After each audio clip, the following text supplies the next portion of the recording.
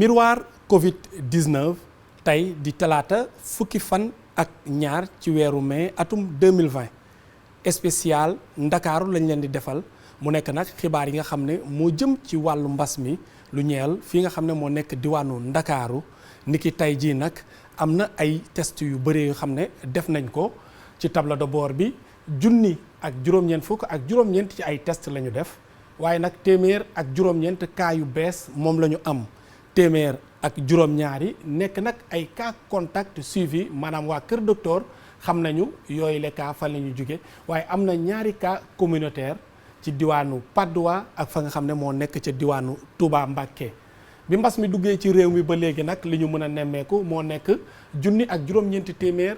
ak juróom-ñeent fukk ak juróom ci ay cas moom la ñu am jamono jii ñi nga xam ne nag ñu ngi nekk ci wàllu kër docteur yi ñu leen di faj toll na ci junni ak ñaar téeméer ak fanweer ak ñett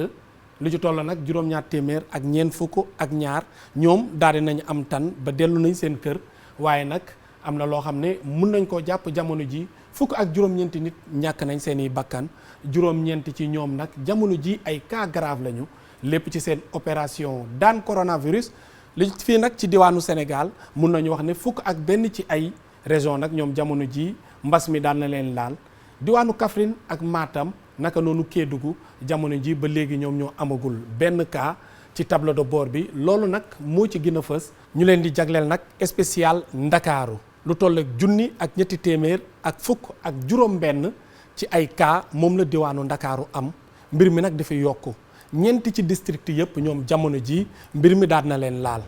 te ci loolu nag xayma bi nekk lu doy waar diwaanu Sangalkam tamit mbir mi moom dugg na fa bu baax a baax ñu ànd ak Aminata Mbaare Sow ci jàngat bi. Covid-19 wër ndombo Ndakaaru capital bile ci junni ak juróom-ñeenti téeméer ak juróom-ñeent fukk ak juróomi cas yi Sénégal am Dakar di capital bi moo ràngoo junni yi ak ñetti téeméer ak fukk ak juróom-benni cas yu bëri yooyu nag ñu gën ko nemmeeku ci département bu Ndakaaru nga xam ne am na lu toll ci ñeenti district bi ci gën a ëppale ci ay patients mooy district ouest ci bésub tey ñu ngi toll ci ñetti téeméer ak fukk ak benn cas toftal ci district sud toll ci ñaari téeméer ak juróom-ñaari fukk ak benn cas district Dakar centre toll ci ñaari téeméer ak fanweer ak benn district Dakar nord toll ci téeméer ak juróom-ñaari fukk ak juróom benn mu mel ni nag cas yu bëri yooyu nemmeeku nañ ko ci département bu Ndakaaru ñu toftal ci yeneen gox yu bokk ci région de Dakar bokk na ci Géejawaay tey jile ñu ngi toll ci juróom-ñaari fukk ak juróom-ñaari cas tegu ci Sangalkam toll ci juróom benn fukk cas Pikine toll ci ñeent fukk ak ñetti cas Mbao toll ci juróom fukki cas ak ñett Rufisque ñeent fukki cas ak ñaar Diamniadio fukki cas ak juróom-ñett Yëmbal ñaar fukki cas ak juróom-ñett Kër Massar toll ci fukki cas ak benn mu mel ni nag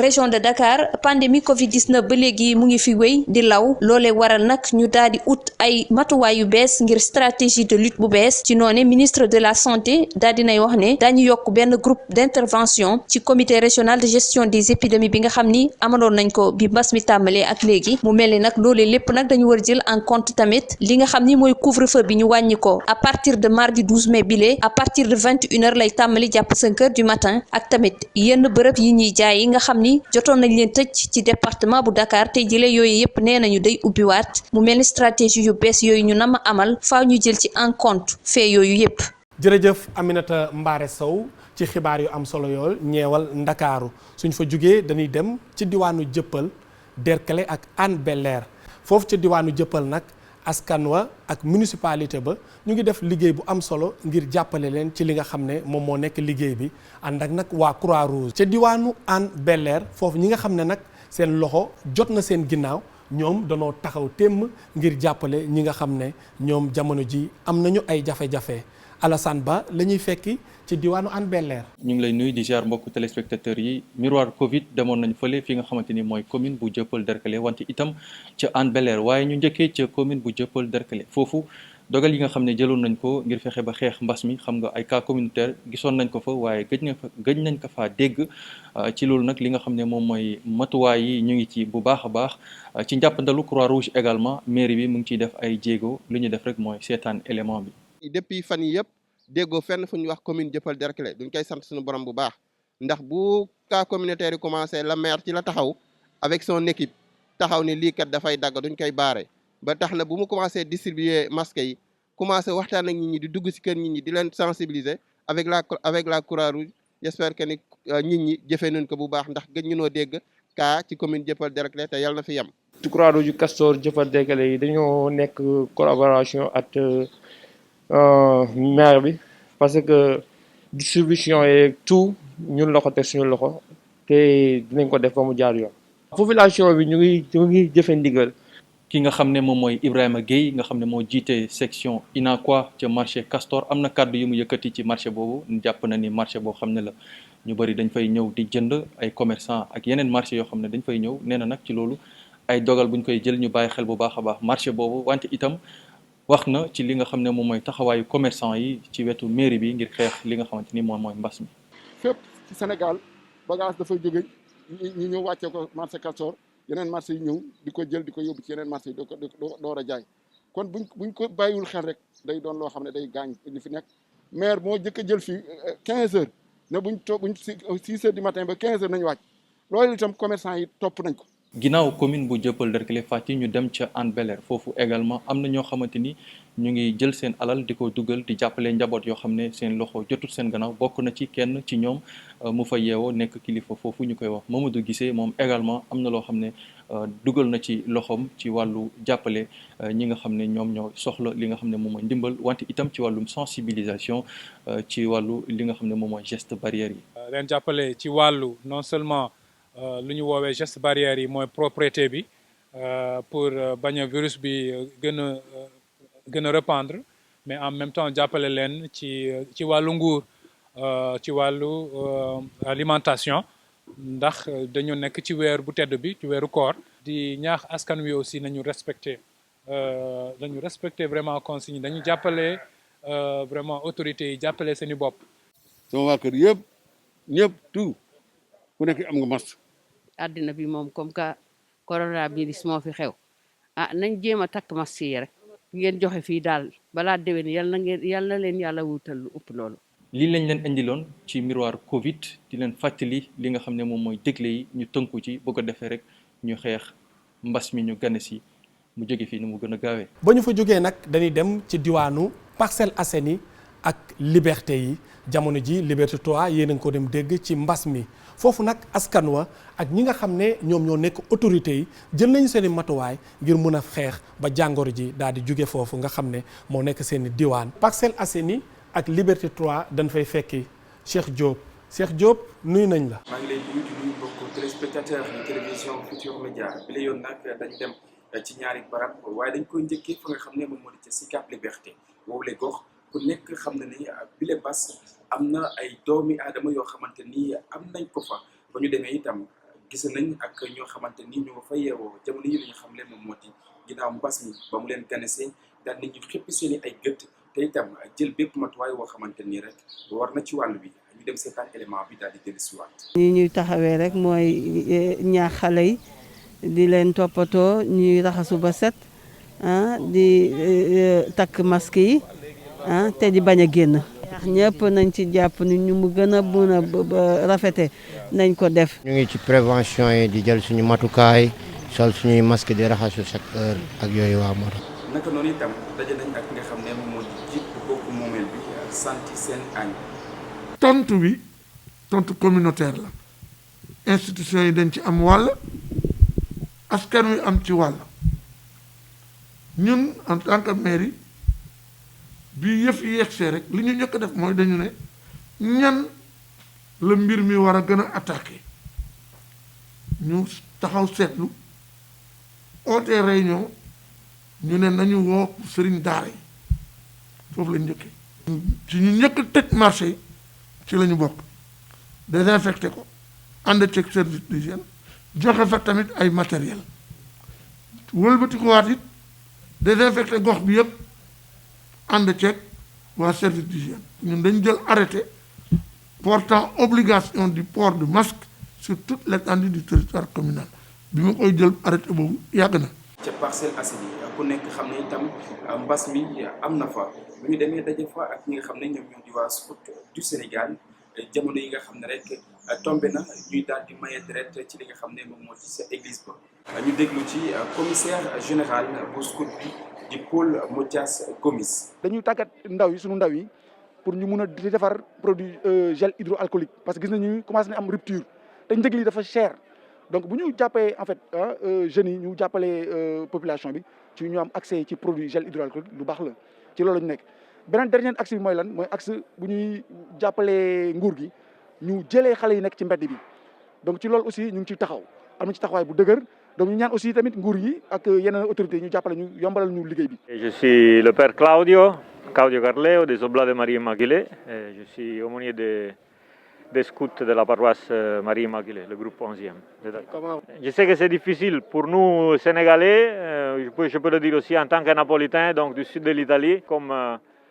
avait dit le président du Conseil italien. Voilà, il faut s'éloigner maintenant pour nous embrasser plus fort et plus en profondeur après. ñenn ci ñu bokk ci collectif pour la défense des intérêts des Parcelles Assainies ñooñu tam daal di suuf seen yoxo ci li nga xam ne moom moo di xeex bi ñu seetaan. population bi aussi nañu mat li nga xam ne seen responsabilité ñu jël ko ba mat sëkk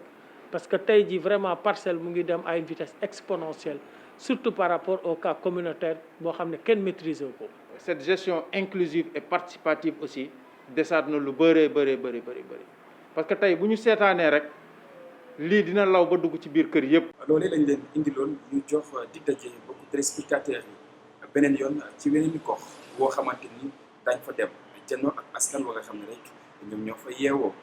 Cheikh Diop di la jaajëfal bu baax a baax suñ fa jógee nag dañuy dem ci diwaan ba nga xam ne moom moo nekk ca Ngor ak Almadi njëkkee ko nag ca Grand Yoff ñu ngay wëy ci sensibilisation ngir bañ mbir mi dugg ci seen diwaan boobu naka noonu ca Ngor Almadi bàjjanu gox ya ñu ngay joxe ay masque ak li nu mel fexe ba mbas mi daal di fay jóge ñu àndi ceeg Mohamed Samb maa ngi lay nuyu. Pape Fara Gningue maa ngi lay fay tey nag comme ni nga ko waxee dem nañ ci ñetti gox yu fasantikoo bi ci jiitu moo di Grand Yoff li tax Grand Yoff moo di dafa am particularité bu fa am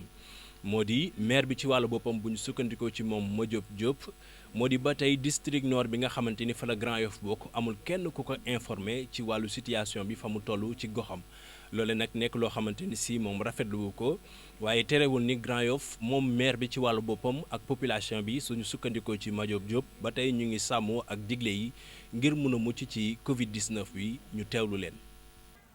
mbas mi duggee ci réew mi li njëkk a def ñun mooy ñun waa Grand Yoff xam nañ ne mbiru santé la d'abord dañoo woo képp kuy infirmier chef de poste biir Grand Yoff ak le médecin chef du SAMU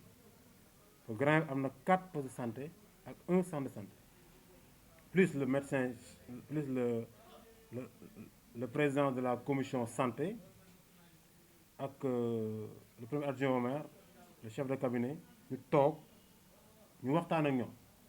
laaj leen ñoom comme ñooy liggéey ci wàllu santé lan la ñuy digal pour ñu mën a def ay prévention par rapport ak li am li ñu digaloon bu njëkk ba mooy fexe d'abord ba sécuriser le personnel de santé lépp loo xam ne ñu ko soxla ñu wàllu jumtukaay pour mën a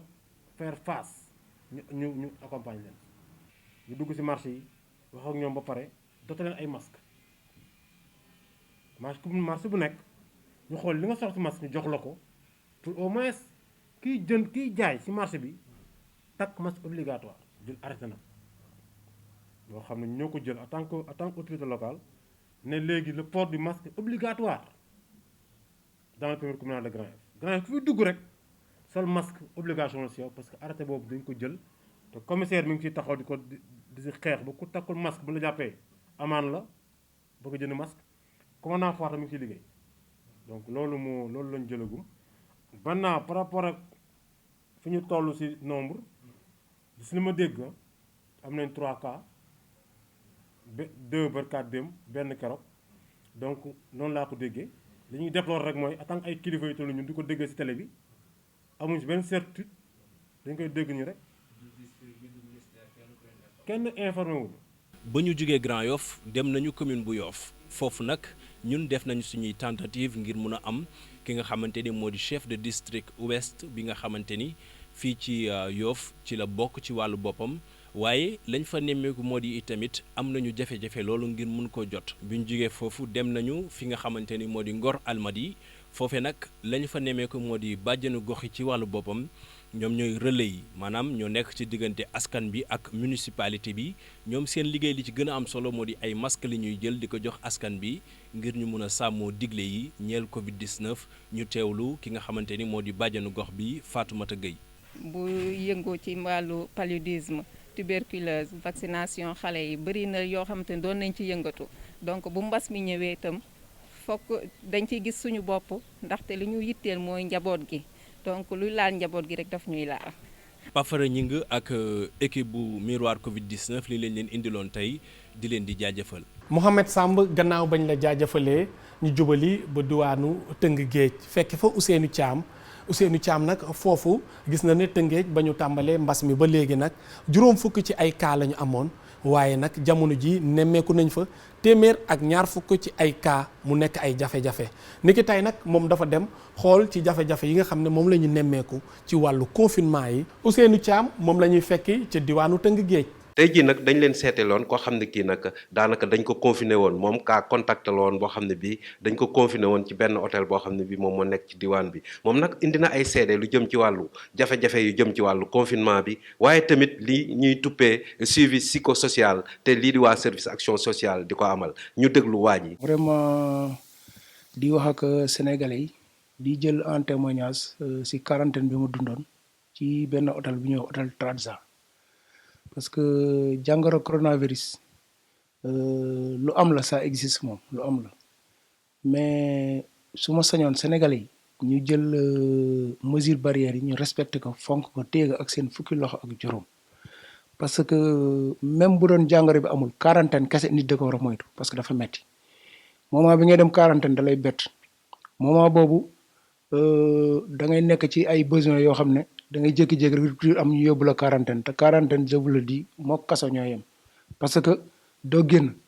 néeg bi ñu la confier fa ngay toog doo génn bon di nga tëdd ba tëdd bi sàppi la day metti di nga oote téléphone ba li nga fay yàq sax si crédit dafay bëri dafa metti ba pare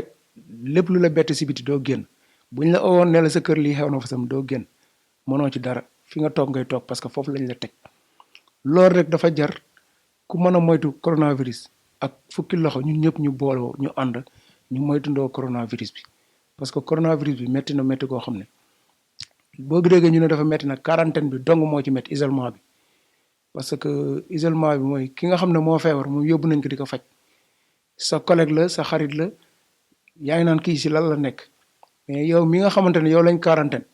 yow yaay gën a sonn parce que li tax ngay sonn mooy hôtel yi ñu la ñu yóbbu hôtel yi baax na parce que lépp a nga fa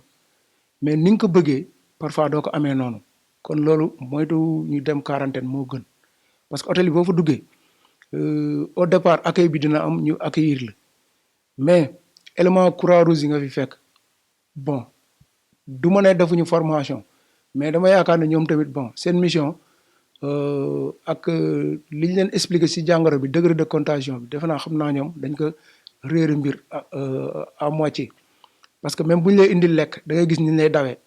te contact kese nga feebaragoo mais da ngay takk masque ñoom ñu takk masque sol gant mais bu ñu lay jox lekk bi li ma ci gën a métti mooy dañuy sax xaw a dawaale parfois sax lekk bi xaw a wadda bu ñu la koy jox bon finalement la ñu rectifié wu ut ay table bu ñu ñëwee teg ci lekk bi bon fëgg jox la ko bon lekk bi baax na lekk bi qualité la baax na mais problème bi mooy da nga koy dul lekk mu tàng parce que bu ñu la ko indil day sedd te dañu dugg 2 jours rek ñu koor bon kon loolu dafa metti mais dama doon exhorter la population sénégalaise surtout mag ñi ak les jeunes là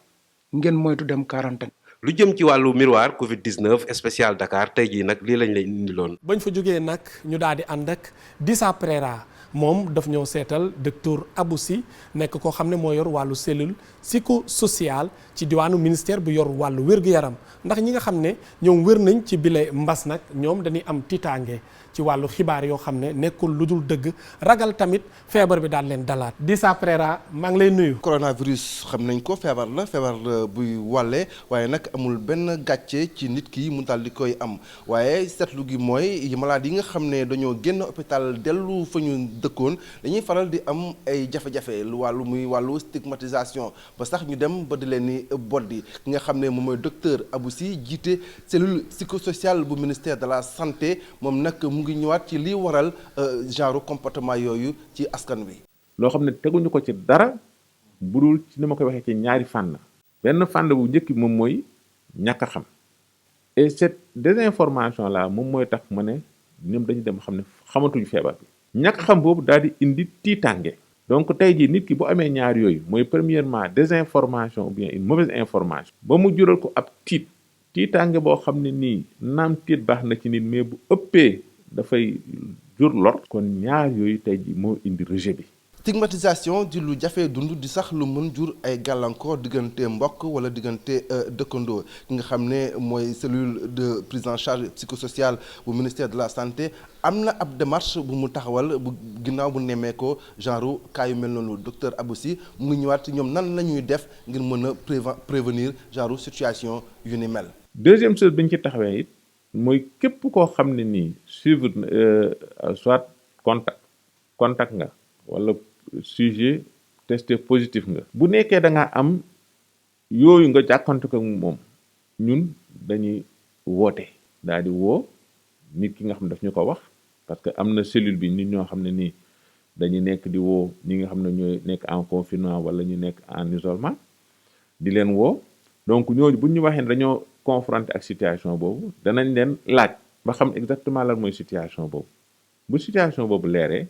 ñu woo ñi nga xam ne nii ñoom ñoo am comportement boobu pour sensibiliser leen. tey nag ñu amoon ab taxaw seetlu ci wàllu stigmatisation nag boo ko déggee mooy boddi gi nga xam ne dañ koy boddi ñi nga xam ne dañoo amoon feebar gi te wër en attendant ñuy génn ci mbas mi toog leen seen kër te sol seeni masque. bu ñu fa jógee ñu dem ba diwaanu Pikine fële ca Pikine Est marché syndicat ñëpp xam nañ ko nekk na loo xam ne nag tiital na njiitu bokk moomeel yi rawatina ca diwaan boobu moo tax nag ñu jël ay matuwaay ànd ak ay unité mobile fa seenee dem ba stoppé li nga xam ne moom moo nekk propagation bu virus bi ci noonu nag ñu dugg ci fexe tamit ba 16 communes d'arrondissement yi nekk ci diwaanu Pikine mbas ma daal di fay jugee ca banlieue bu Ndakaaru Habib Faye lañ fay fekkee Habib Faye maa ngi lay nuyu. maa ngi lay fay bu baax a baax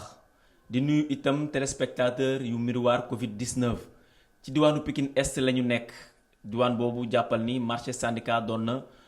bombe à retardement bu sonal askan wi ndax tamit boo seetee lu toll ci ñetti junni wala sax juróomi junni ci ay doomi aadama bés bu jot dañu fiy ñëw di jënd ak jaay marché fruitier la waaye ni mu bindoo tax na bokk moomeel gi tamit nee na jël na ay matuwaayam ñoom délégué yi tamit kenn demul ñu des. ñu xooli leen te ñëw. jafe-jafe yoo xam ne jànkoonte ñu ak moom donc ci loolu nag gestion marché yi bokk na ci yàlla dogal nag ñu jël ci ay dispositions yu am solo bi xeex bi amee ba léegi ndax ku ne xam ne marché dafa am rôle bu xaw a névralgique comme ni ñu ko waxee boo xam ne mënut a ñàkk ndax nit ñi dañ fay sàkku lu ñuy dundee par bés te ñëpp amuñu doole jënd lu bëri mun ko toog seen kër di ko dundee donc bi loolu amee ñu xam ne mbas maa ngi jël ampleur ci lañ commencé réguler marché yi déjà ñu utal ko heure ubbi ak heure tëj ci loolu luñ njëkkee. bi nga xamante ne tey feebar baa ngi gën a yaatu ñu ne dañu def lu ñu woowee opération masque pour tous ñu fexe ba nga xam ne marché yi ñëpp ñi fa nekk tey ci commune bi ñun ñoo leen jox marché ay masques tey commune Pikine Est defal nañ lu tolloog 20 000 masques yoo xam ne distribué nañ ko yii ci kër yi mais particulièrement ci marché yi. mën nañoo organiser ba ñuy dugg ci marché yi di respecter normes yi mën nañu organiser suñu biir ba nga xamante ni ñu nekk ci biir marché yi danañ respecter charte yi waaye na fekk ni ci instance de décision yi nañ ñu ci boole wala boog la ñu bëgg ñu def ko nañ ko waxtaanee ak ñun ñu def ko. dañuy des ci biir diwaanu Pikine Est fii ndax sur le plan sanitaire li nga xam ne moo di ay unité mobile de secours. bokk moomeel gi amal na ko fii ay ambulance la yoo xam ne dañ koy mettre à la disposition des districts sanitaires moo xam 16 communes d'arrondissement yi nekk fii yépp ndax ku ci soxla rek urgence bi mu gën a mën a gaaw. waaw loolu aussi chance la ndax Pikine Est mooy première commune au Sénégal bu lancé li ñuy woowee unité mobile de secours mu nekk ay ambulance yoo xam ne foo munti toll da ngay woote nga wootee ambulance bi ñëw jël si la toppatoo la daal di la yóbbu ci structure sanitaire bi nga xam ne ni moom moo la war a jël en charge. lii mooy li nga xam ne indiloon nañ leen ko tey fii ci diwaanu Pikine Est gi ñu nekkoon di joxe dig daje ba beneen numéro Miroir Covid 19. fu ko soriwul dara la ñuy jubali maanaam ca diwaanu Géejawaay dem foofu ca marché ya gannaaw ba njiitu réew bi waxee ne juróom-benn fan la ñuy ubbi benn fan ñu daal di raxas lii di marché yi waaye Salif Sow doxante na ca jaay yu bëri yi nekk foofu ngir xool ndax lavage des mains yi am na fa waaye fa mu ca dem ci yu bëri nemmeeku li nu mel loolu nag tax mu tiital leen ndax diwaanu Géejawaay jamono ji am na lu tolloog juróom-ñaar fukk ci ay cas ñu yaakaar ne ubbite marché yooyu mun na indi jafe-jafe Salif Sow ci diwaanu Géejawaay Salif maa ngi lay nuyu. di la dalal ci Géejawaay bërëb bi am na tey juróom-benn fukk ak juróom-ñaari cas fukk yi ak benn ay cas communautaire lañ yu amee coronavirus daanaka juróom-ñaar fukk Géejawaay comme ni ko président waxee fas yéene nañu ibbi marché yi juróom-benn fan ci juróom-ñaar yi doxante nañu ci benn ci fukk ak ñeent marché yi nga xamante ni moo nekkee ci département bi seen xel tey na. ñu ngi ciy xaar suñu maire donc mu ñëw ci loolu tamit ñu góorgóorlu ci loolu ba marché bi képp ku ci ñëw takk sa masque. donc ça c'est la moindre des choses lave-mains yi aussi tamit ñu distribuer ko ci marché yi joxe ko parce que lu am na budget bu génn pour loolu tamit nañ ko jéem a respecté jàppale service d'hygiène tamit donc su ko defee ñëw di pompe marché bi régulièrement parce que marché benn yoon lañ ko mës a pompe seegum marché unité 3 bu Géejawaay nekk ca diwaanu Golf ñeneen ñi nga xamante ni ñëwoon nañ Géejawaay tey di fi séddale ay dund mooy ñi nekkoon Corée du Sud bokk ci benn dëkk yi nga xamante ni tijjeeku woon nañu mujj gi ñu tëjuwaat ndaxte jàngoro bi na fa amee doole ñoom dañoo ñëwoon séddale ci ay dund ñaari téeméeri njaboot diggante Pikine Géejawaay ñu déglu ñoom seen xel na mu teeyee ci yëf yi jamono ji. am nañ ci yaakaar comme ñun tam dañuy yaakaar waaye tam di ñaan ci yàlla rek xanaa lii mu président mu sumb ko tamit xëy na dina xaw a tey xel tuuti boo xoolee bu baax waaye dañuy ñaan rek tamit ne suñu peuple mature nañu xanaa ku nekk di nga mën a jox say matuwaay ba du am safaan daal dinañ ci génn ak jàmm incha allah. askan waa ngoog virus baa ngoog. Salif Sow am na solo bu baax a baax foofu ci diwaanu Géejawaay kon yaakaar naa ni njiit yi dégg nañu bu baax li nga xam ne moo fa xew mu nekkoon noonu nag spécial Ndakaaru daanaka wër nañu fépp ci biir Ndakaaru laataa ñu jeexal nag ñu dellusiwaat seen tableau de bord bi ni ma leen ko waxee woon. tey amoon nañ junni ak juróom-ñeent fukk ak juróom-ñeent ci ay test yoo xam ne def nañ ko waaye jàpp leen ne téeméer ak ñeent dellusi nañu am jàngoro ji téeméer ak juróom-ñaar yi nag ay cas contact lañu maanaam xam nañu ku leen ko wàll ñaar ay cas communautaire ci diwaanu Patte d'Oie ak Touba Mbacké juróom-ñeent cas grave jamono ji moom la ñu am fukk ak juróom-ñeent ci nit ñàkk ci seen bakkan mbas mi bu mu duggee ci réew mi ba léegi nag nemmeeku nañu junni ak juróom-ñeent téeméer ak juróom-ñeent fukk ak juróom ñoom ñoo ko fi am maanaam juróom rek moo tee ñu am li nga xam ne moo nekk ñaari junni daanaka fii ci Sénégal fukk ak ñeent région la fukk ak benn yëpp coronavirus bi laal na leen diwaanu Kaffrine Matam ak Kédougou jamono ji ñoom ñoo ci mujj mbokk yi li moo nekkoon seen émission miroir Covid-19 ñu defoon ko nag spécial Ndakaaru dégg ngeen sunu reporter yi ñu leen di jaajëfal bu baax a baax nga xam ne ñoo demoon ci gox yi ak gox-goxaan yi jaajëfal équipe technique bi ak coordination bi niñ koy waxee rek saa su ne geste barrière yi bu leen ko fàttee ngeen ñàkk seen bopp ñàkk seen njaboot bu ko defee ñu mucc ci teel cee jóge jàmm ak jàmm ba beneen